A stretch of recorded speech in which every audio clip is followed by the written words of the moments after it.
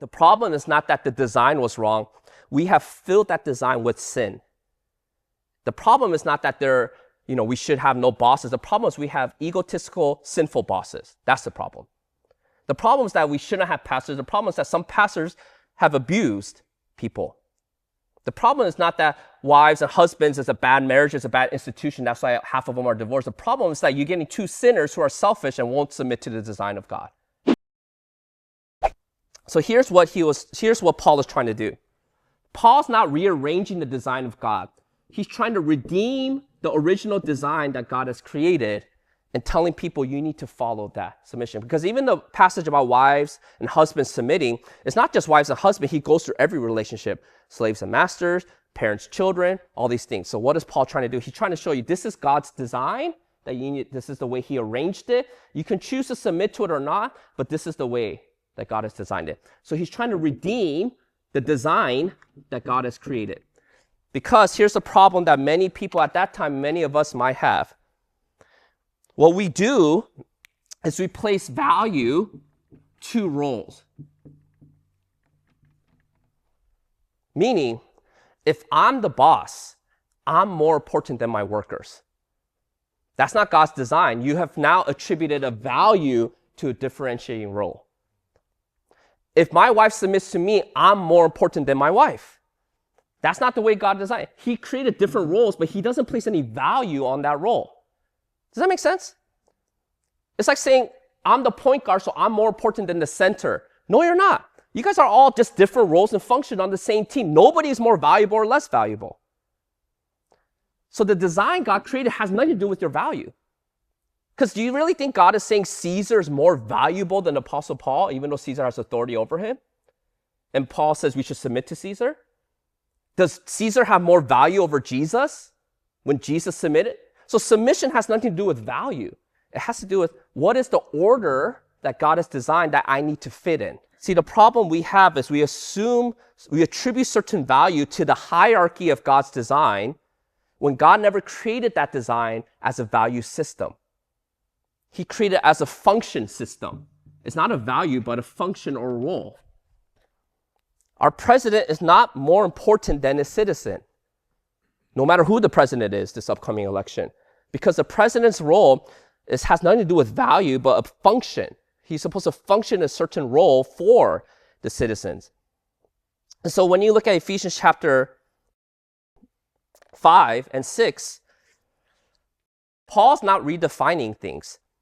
He's just trying to go back to original design, and he's redeeming it. Men and women, you guys are both equally valuable to God, but doesn't mean that a woman is a man and man is a woman and you just mix the two. There's still a different function of each gender and sex, and especially in the marriage and the church. Jews and Gentiles, you guys are both equally valuable before God, but that doesn't mean a Jew is a Gentile, Gentile is a Jew, and you just mix the two.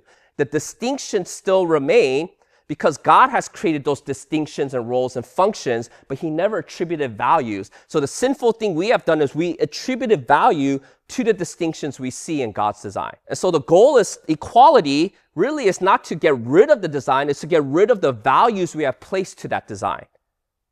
So when we really uphold that all people are made in the image of God and all people are equal, it doesn't mean that we shouldn't have CEOs. It means that we recognize the CEO has a certain function, the janitor has a certain function, but in God's eyes, they're both equally made in the image of God and both equally important. This is why Christians are always on the forefront historically about justice in this world. They're the ones that care about, sex trafficking and kids and slavery. Why? Because of the image of God concept. They understand, yes, there's different functions, but we don't apply value to those differences. That's what the world does. Christians don't do that. But it also doesn't mean that the Christians overthrow the structures, because that's not according to God's design either. We're not just all a hodgepodge of everybody's the same and genderless, ethnicless, whatever community. No, we still have the distinction. In fact, we know this because even in the kingdom, there are still people with different genders, different ethnicities, and different functions. Do you guys know that? There's going to be kings ruling over you in the kingdom. Not just King Jesus, he's the king of what? Lower kings. You're still going to have to submit to a ruler in the kingdom. What did he tell his disciples? Jesus, he says, in the coming kingdom, you will rule over the 12 tribes of Israel. There's still function.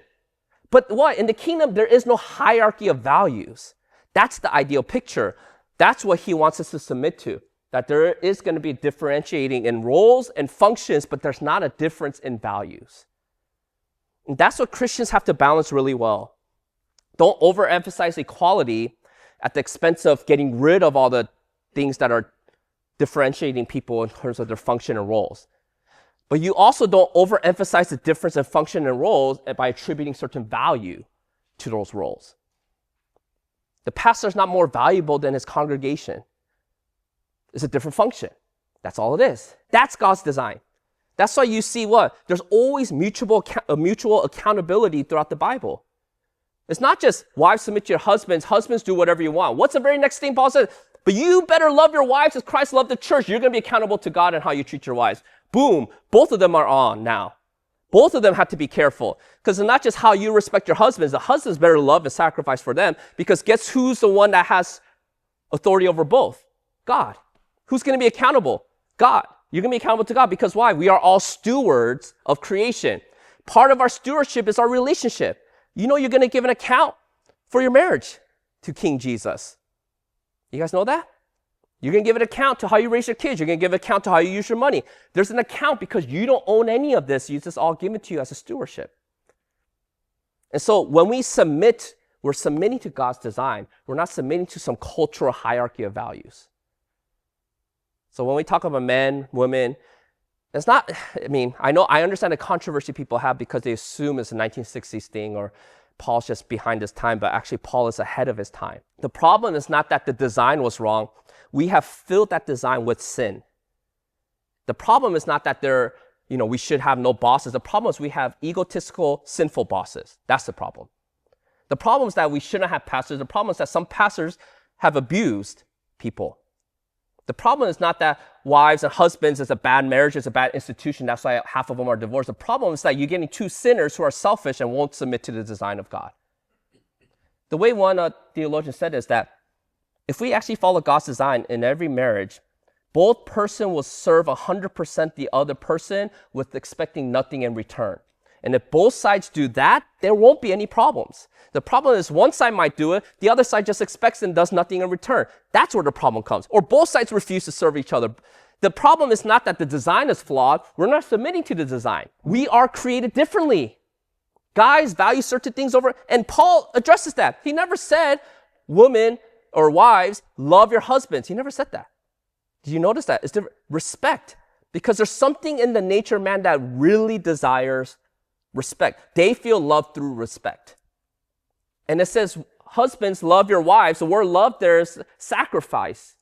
You know how wives feel loved? When there's a sacrifice for them. And if we just submitted to that design, you're not going to get what are you going to fight about? My husband's just serving me way too much. He's just sacrificing too much. I'm sick of it. Oh, I hate my wife. She respects me too much. I never heard any counseling session about that. It's like, we've been following God's plan too much. That's why we're getting a divorce.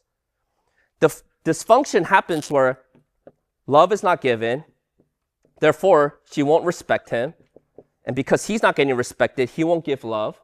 And because she's not getting love, she won't respect. And because he's not getting... It keeps going in a cycle until somebody breaks that cycle and says, whether or not you respect me, I'm going to love you. Whether or not you love me, I'm going to respect you.